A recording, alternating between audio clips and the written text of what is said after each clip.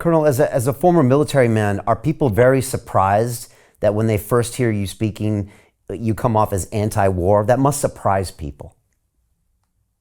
Yeah, I guess so. It depends. See, I have a different point of view because of my own experience in the military, what I experienced in 1990 and 91 and what I saw develop in the 90s and the Balkans and so forth. And I was one of these people who was not pleased at the end of operations in 91. I thought that we should complete the job and remove the government in Baghdad, simply place a new group of generals in charge, bring in the UN, and get out of the country. There was no reason to occupy anything. We should never have occupied anything. But the notion that we would bring all of these forces and then end it suddenly, prematurely, leaving essentially the strategic structure unchanged made no sense. Or if you're going to do that, then say, fine, let's do business with Saddam Hussein and make it clear to him if he'll do business with us, he can stay. We wouldn't do any of those things. So we end up being dragged in again. Then in the Balkans, I mean, the demonization of Serbia, when there was lots of guilt to go around, whether you were a Bosniak or a Croat, this was an ugly civil war. We intervened in that. I think we ended up humiliating the Russians unnecessarily in the wake of the Kosovo War campaign, which I thought at the time was stupid and unnecessary. And I had worked with the Russians off and on, and I saw only interest in good things. I did not see any hostility, and I think we blew it, frankly. We made terrible mistakes there. Then we walked into this thing in Iraq without understanding any of it. I mean, the idea was to drag in the U.S. Army into Iraq and keep it there. I never saw any serious thought given to purpose, method, and end state. In other words, what do we really want to achieve long run? Somebody said, well, we're going to have the first liberal democracy in the Arab world, and it will be friendly to Israel. Well, you might as well talk about all sorts of miracles occurring tomorrow morning that would cure every conceivable disease on the planet. That made no sense. It was a lot of nonsense. And we've continued down this path. And now here we are dealing with this troublesome business of expanding NATO, knowing full well that it would precipitate this crisis. Then we celebrate the war and decide this is our opportunity to destroy Russia. Why? What's the point of destroying Russia? Look, I was a professional soldier, and I killed people in combat. I loved being a soldier. But you have to have a purpose in mind, something that makes sense, a rational, attainable objective. The use of military power for the sake of using it is disastrous. I think it's killing us as a country. I mean, everyone complains about China. If you look at China, they come in with lots of cash and they offer to do things and expand their relations, but they're not interested in involving themselves in the internal affairs of other societies. We seem to want to involve ourselves in everyone's internal affairs. We don't seem to want to respect other people's cultures, other people's way of doing business. We're busy judging everyone else against an utterly meaningless standard because, quite frankly, things in the United States are not very good and haven't been for a very long time. One would think that given the destruction of our country, open borders, the ruination of our economy, I mean, everybody forgets that China did not come to the United States and invite everyone to come to China. They did not force us to export our industries, our scientific industrial base. You know, all of this was done in the 80s and the 90s and the early part of this century by people anxious to line their pockets. Once again, these elites. The elites have gotten us into real trouble. The question is, what are we going to do about it? And I don't know about a future election. I'm unconvinced that it would mean much. I see a lot of evidence that the left has now established itself in power, has no intention under any circumstances of ever giving it up. In power, not just the presidency, you say, in all ways, shapes, and forms. Well, of course. I mean, if you look at the alleged Republicans, with very few exceptions, there's not much difference between them and the Democrats. They're all on the same take. They're all profiting from the same disaster. The only people suffering in the United States are Americans. The Americans are the ones who don't have the protection of the police. The Americans are the ones who don't enjoy the Bill of Rights and the protections under it as they once did.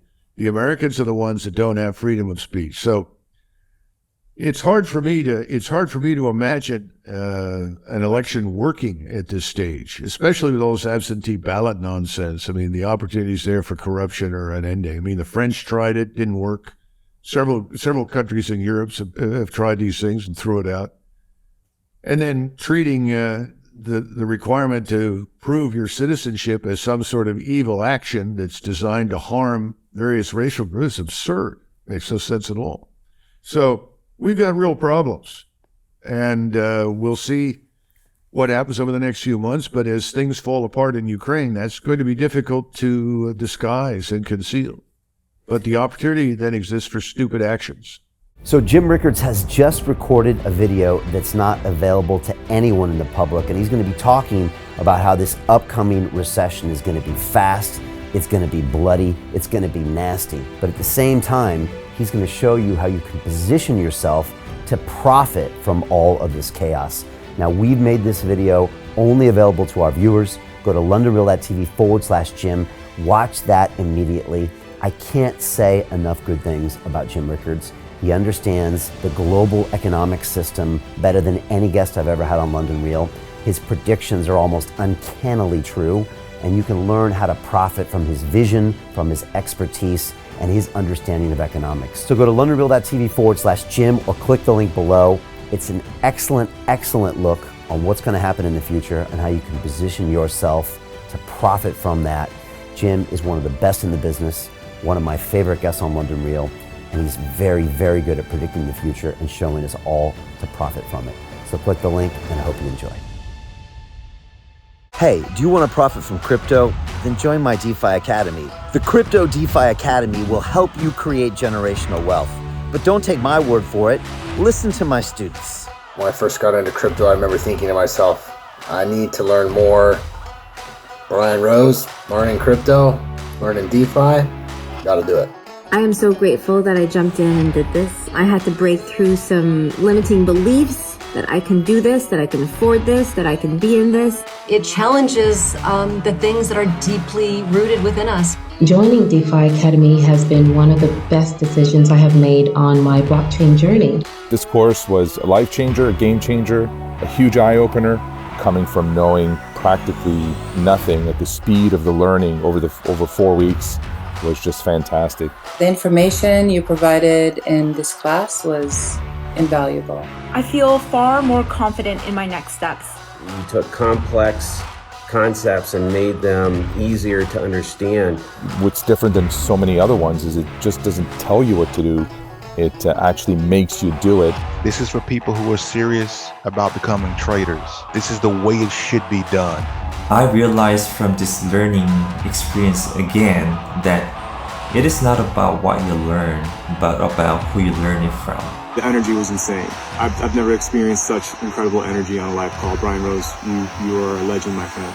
It's the only thing in the market where you can get all information and learn everything what you need to know. Everything is so clear and so well done, and I am just forever grateful for this program. It made me feel so much more confident about crypto than I did before.